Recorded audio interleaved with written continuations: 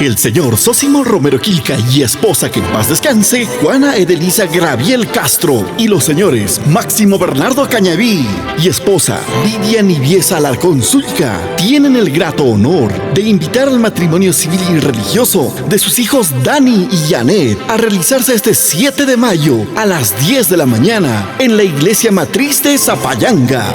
Luego de la ceremonia, acompaña a los recién casados junto a los padrinos, los señores Elio Villar Castro y esposa Mariana Astucurri Arrieta, al local de recepciones Shulcas, ubicado en la calle Real 1894, al costado de los girasoles de Azapampa, y estará amenizado por las orquestas Ensamble y Orquesta Full Haces de América. Junto a ellos estará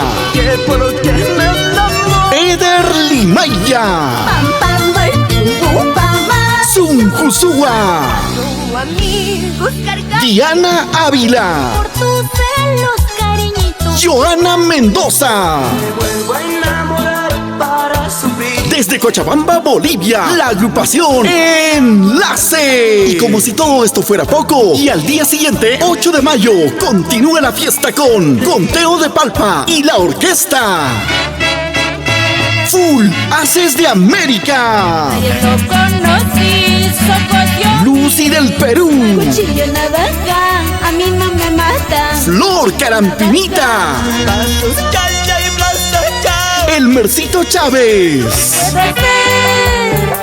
Kenia Isanoa, Impactos de la Jarana y Picaflor Tonguino. No te lo pierdas, será inolvidable. Muchas veces intenté